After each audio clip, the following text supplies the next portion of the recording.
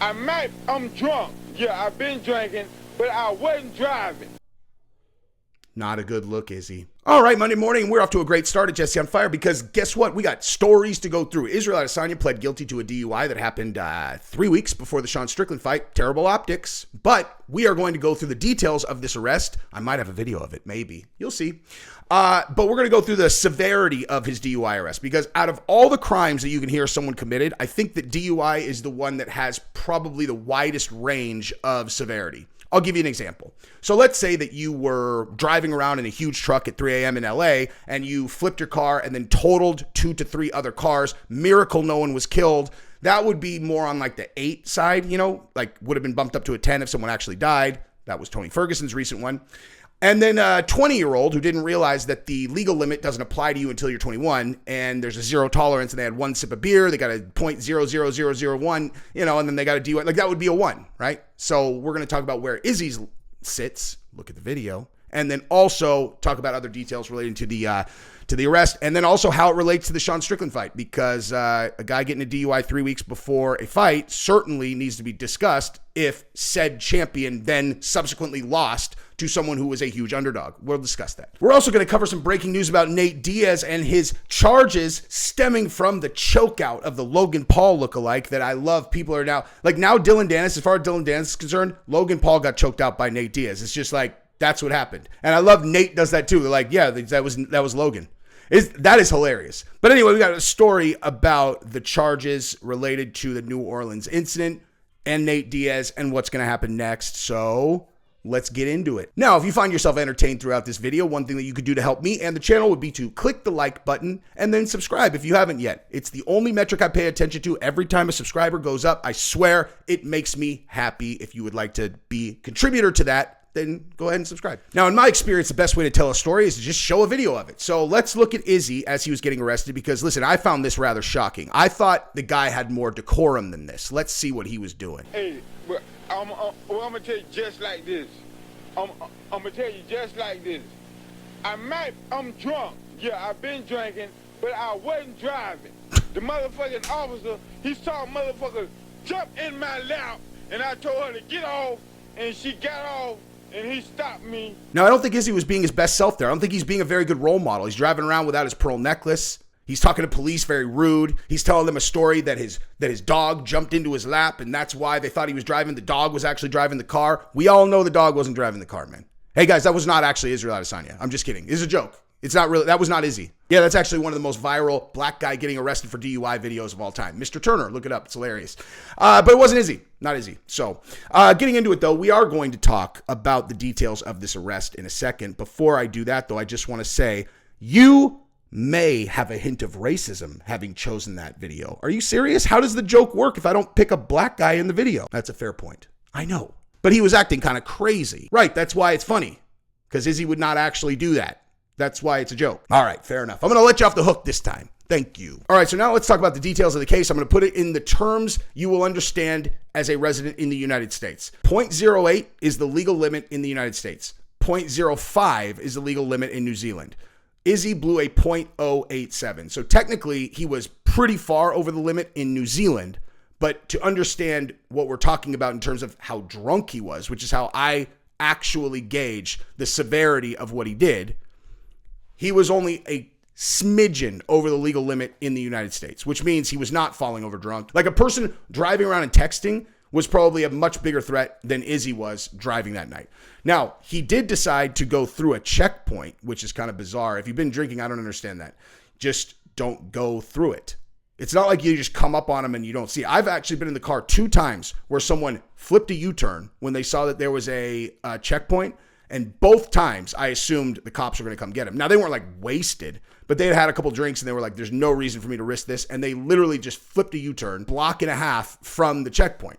And both times I'm like, okay, the cops are for sure going to follow us and just pull this guy over. And they didn't either time. I don't know how you could incriminate yourself any more clearly than you pull up on a checkpoint. You're like, oh man, I just forgot my wallet. Just me and my friends forgot my wallet. Got to go pick that up. So we're going to go ahead and flip a U-turn. But, I would imagine Izzy was borderline enough that he thought he might be safe. So I don't think this is a very severe issue as it relates to endangering the public, which is the most important thing, honestly. If you do things like get blacked out, flip your car, and total things, you have endangered people's lives who did not opt in to the danger you have opted into. You're like, I'm fine, I'm going to go ahead and try to drive. That's fine. You know, people want to endanger themselves. That's fine. The reason you shouldn't DUI is because you kill other people. Okay? Kill other people. And for the, I don't know, fifth, sixth time I've probably told this story on the channel. When I was living in San Diego, I was 26 years old. Dude at my company, number one in the company this quarter that we're talking about. He finished the quarter. He's out celebrating. He's driving an X5 like a 26-year-old little prick. He runs a stop sign, wasted, T-bones a cab, kills the cab driver, and flees the scene, reports his car stolen, and gets caught for all of it, right? So I remember when that happened. This is the thing that completely changed my perspective on drunk driving completely. I remember at the time, I was only a few years out of college, and people driving around when they had some drinks was not super uncommon back then. You're stupid, you're stupid. You're an idiot. And so I remember when that first happened, it was a huge story in all the papers and everything. And I just remember feeling this like incredible amount of empathy for him, where I was like, this guy's life's over. He's out partying. He's out having a good time. He just worked so hard this last quarter. He worked really hard. Like he definitely worked very hard to have the quarter that he had. And he's out celebrating. And then he goes parties, makes a stupid decision to drive, and boom, his life is over. He kills a guy. I wrote him in jail. He wasn't given bail. I wrote him a letter and just like, man, I just can't even imagine being in your situation, dude. Like, try to stay strong, yada, yada. And I felt that way all throughout the trial, because our company like ostracized him. The executives in the company, I was still young. I didn't really understand this at the time. Now this guy cannot be associated with us at all. But yeah, I just remember through all of that, I just felt so bad for him, dude. And then when the trial concluded and he was found guilty, they had victim statements. And I watched this on TV, right? So they had victim statements. And the cab driver's 16-year-old son gave a victim statement. And I've never had a moment in my life where I was impacted so heavily on an issue that I felt so strongly about and have it just completely blow my position apart. Like I felt so bad for him, dude. And then the kid went up and talked, and he was a 16-year-old. His dad had fled Iraq a couple years prior to that because they were some kind of they were being hunted down or whatever. They were, it was very dangerous for them in Iraq. And so he fled Iraq. He worked for a year. He brought his family over. He drove a cab to support his family. There's a 16-year-old boy and another young girl and the wife. He was the only one bringing in money. And the 16-year-old was like, I guess he's like, I just have to become a man now and take care of the family. And dude, I literally looked at that and just went, send his ass to fucking jail. You know what I mean? It just was like, I was just operating with incomplete information. He ended up doing 6.5 years, I think. He did 6.5 years. He's doing well now. But the cab driver's still dead. Kid still doesn't have a dad. Wife still doesn't have a husband. So don't be a fucking asshole. He was wasted, dude. Don't get fucking wasted and drive around. If seeing that kid's victim statement affected me as just an observer the way that it did, I can't even imagine carrying guilt like that. I actually have the only thing that I feel true, deep regret and guilt about, something that I've done in my life that I feel genuinely, deeply regretful and wish that there was a way that I could make it better, is actually directly related to this story. So Anthony, whatever, that's his name. That's the guy that did the time. So the reason that he got first in the company out of 100 reps that previous quarter is because he made this huge public bet with this other guy. They bet 10 grand on who was going to do a bigger number. Like the executives talked them into it, and they did it. And Anthony won. He not only won the 10 grand, but he also was first in the entire company. He crushed it, right? And so the next quarter, I made a bet with this guy, Phil, much smaller, we bet 3K, right? We got talked into it, whatever. And during that quarter, it was super close. Like we were super neck and neck. And I got this huge deal, like a really, really big deal that was just on a regular single family residence. And it's the only only deal I've ever done in business in my entire life where I knew I was being deceitful. Like I was outright deceitful. And I did it because I was under so much pressure with that bet. And also because I was young and I didn't understand the ramifications of what I was doing. I just didn't understand, And I honestly have no idea what happened to them. Like I literally have no idea. I don't know if it went bad. I don't know how things ended up, but looking at their situation, I think it's incredibly likely that it ended bad. They would have done a similar deal it's not like I gave them something that they weren't looking for, but I don't even want to get into details. I acted deceitful. It's the only time I've ever done that ever. And I've never done it since. And I still, 17 years later, I think about it at least once a week. And if I could find them, I can't even remember their name. I honestly can't remember their name. But I would try to make it right if I could find them. I have no idea how to find them. Those files are 1,000,000 years old. But if I killed a kid's dad, I wouldn't make it, dude. I don't know what I would do with that. Anyway, I'll probably edit all of that out, but nonetheless, that's what it is. Now, the last important point on Izzy is to examine whether or not this incident tells us anything about his mindset going into the Sean Strickland fight, right? He got a DUI 3 weeks before going into the Strickland fight. Now, I saw on Twitter that Luke Thomas tweeted that it was disconcerting that Izzy got a DUI this close to the title fight, and I saw it because Chael tweeted out, no one knows what disconcerting means. But bottom line is, I think there's no way to know whether that should be disconcerting or not because we don't know how Izzy normally rolls going into fights. If he drinks socially always and he never takes any breaks from social drinking, then it is what it is. Now, if he normally doesn't drink and he's out drinking 3 weeks before the fight, then that tells us that he was taking Sean Strickland very lightly. And I will say this again. I know I get pushback every time that I say this, but to me, the most interesting fight with Sean Strickland is the second Izzy fight because of exactly that. I think it is definitely fair to say that Izzy underestimated Sean Strickland at this point. I think it is very fair to say that. And I really want to see what happens when they fight again because Strickland's going to know. This time, Strickland's going in confident. He's going to know that he's going to get the absolute best version of Izzy. The mystique of it being Izzy is off, and Izzy knows that he needs to try to get the thing back where he got broken in the octagon for the first fight. Like, give me that fight, please. But nonetheless, I don't think that we could say confidently whether that incident actually indicates anything other than that Izzy should not have driven through that, or shouldn't have drank as much as he did, and if he did, should not have driven through that checkpoint. All right, so let's talk Nate Diaz, because Nate Diaz is not going to face charges for the New Orleans street brawl. Look at there's some justice in the world, Logan Paul lookalike is apparently not going to have any kind of criminal. I don't even know if that guy was actually filing charges or if they just chose to do that based on the video. But he had second-degree battery initially, but the second video that came out clearly showed that Nate Diaz had not been the instigator and that Rodney Peterson was, who is the Logan Paul lookalike, who does look very shockingly similar to Logan Paul. And like I said in my intro, dude, the fact that Nate and Dylan just are like, yeah, you got choked out by Nate. Like, they just act like it's Logan Paul.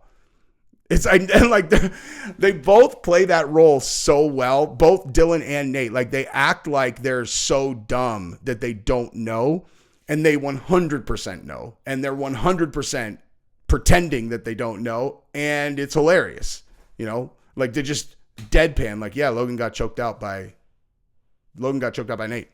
But anyway, so bottom line, Nate is not going to face charges, and that is good because it was BS that he was facing charges. But just to recap what actually happened, the first video that came out, it did look like Nate had kind of instigated it. It was like the camera's not really there, and then all of a sudden Nate is, has a guy unconscious almost instantly, and it looked like he was the one who instigated. Then they show another angle, and Rodney was walking up, and he for sure was going to try to sucker punch Nate.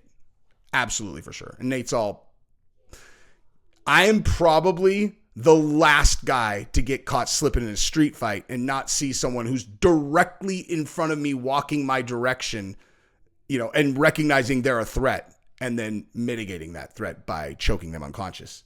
So that second angle came out, which basically refuted the entire idea that Nate had started it. And then also some other information came out about Rodney Peterson, like the fact that he's fought in a bunch of jiu-jitsu tournaments, that he has he's fought 5 times in MMA. He's not an innocent bystander, A person who's fought in MMA 5 times, I don't care who they are. If they're a Logan Paul lookalike, that's an indicator of someone who desires fame. And also a person who's fought jiu-jitsu tournaments and has also fought in mixed martial arts, whether it's amateur or pro, getting a story where they starch Nate Diaz, probably pretty enticing, I'm the one that knocked out Nate Diaz, man. I'm the one that did that viral. Dude, I'll go so viral. It's like, dude, you went viral. You did go viral. And for a better reason. Because if one guy wants to instigate a fight to go viral and the other guy is not trying to, I think the person who deserves to lose the fight to go viral is the one who wants to instigate it. And lucky for him, Nate was kind when he set him down and didn't let him crack his head open, at least as bad as it could have been. So you should say thank you to the stronger, more dangerous man who took mercy on you. But then ultimately you guys kind of partnered on this thing because it was good press for you and, not bad press for Nate, choking a guy out in the middle of the street. So I think it's a win-win-win, Now, if he files a civil suit, that would be some serious pussy shit. So don't do that. Don't roll up on someone to sucker punch him and when you get choked out, sue him. Don't do it. That's bitch shit. That's what Nina does, except Nina is suing for a much dumber reason, without knowing the details. If Dylan actually hacked into her Snapchat, like someone said that to me, they're all, if he hacked her Snapchat. So I'm going to go ahead and say that the likelihood that Dylan Danis knows how to hack into anyone's anything is about as likely as, as I just said that out loud, these guys that are like really vicious at jits, I think they're kind of like maybe halfway autistic, which is why they like remember, they're so good at jiu-jitsu because they remember. So maybe Dylan's like secretly genius, maybe. But I'd say probably pretty unlikely. So most likely it wasn't him who hacked the account and he was just putting out public stuff that he had access to. And so suing him and making him pay hundreds of thousands of dollars does not seem like an even Steven trade. So lawsuits are for pussies. Anyway, that's what I got on that. Now let's lighten it up a little bit and talk about that flat earth thing again. Because if you didn't see my video yesterday, I talked about this related to the Bryce Mitchell thing and I told everybody that the flat earth thing is something I can actually contribute valuable information for because I worked for an aerospace company until the end of 2021. And at said aerospace company, I obviously have information that regular people who have never been in that sector have. Okay. So I talked about the constellation of satellites that imaged every inch of the earth once a day and all of that stuff. And I forgot to even mention the most clear-cut thing where anyone who sees this, who has 11 brain cells, is going to know this conversation is over, okay? So what people do not realize about the orbit around the Earth is that it is absolutely surrounded with space junk, okay? Space junk from old satellites. Like, let me ask you this. How do you think that satellites move up there, right? Because it's like, oh, we need, think about like movies that you've seen. We need to see which building that guy went into, or we want to track this car. And if you've ever wondered how high tech the military satellites are that do that, I'll put it to you like this. There's a limit to the resolution that private companies can have, but not for military. The military satellites, think of the Hubble telescope. Okay, well, what do you think would happen if you just turned the Hubble telescope around and pointed it at the Earth? They could read the brand tag on the inside of your shirt if it was flipped out flawlessly. But back to satellites moving around to get geoposition to take specific images. How do you think they do that? You think that like they have to move. Satellites need to move, okay? And they move and they're run on traditional energy sources like fossil fuels, okay? So what happens when a satellite runs out of fuel, which happens all the time? What do you think happens? It gets decommissioned. What do you think that means? It means it just sits up there and you can't move it anymore and it becomes space junk. So you literally have nearly the entire all-time pieces of technology that we've put into orbit still up there, just circling in orbit at 6,000 to 7,000 miles per hour. Okay. So the reason that's notable is because satellites that are live and can move, if they get crashed into by space junk, then it damages the satellite and can decommission them, right? So there is a system that is shared by the military and I don't know who else, like it's like a shared tool among a lot of these aerospace companies and the Pentagon, etc., that tracks every piece of space junk that is over 1 foot long. Okay. And so when you zoom out of this so you can see all of them, the entire globe is blanketed with them. It's insane. It's not like, like Saturn has rings. It's not like that. It is a full blanket of space junk. It's crazy. But when you zoom out, do you want to know what shape all of the collective space junk is in? It's in a round circle because it is all orbiting the Earth. Okay. What possible reason would an aerospace company what possible reason could there be for that to exist when it's only known by aerospace companies, NASA, the Pentagon, etc., that tool even exists? Okay. They're not putting this out to the public. There's no one's trying to trick anybody. They're trying to keep their satellites from getting crashed into. And the tool proves the Earth is round. I cannot believe I'm having this conversation again. But I forgot to mention that. Stop sending me shit about flat Earth, okay? It's not real. Your Reddit post is not convincing. Everything that people send me makes me think that the person who sent it to me is not good at discerning information, okay?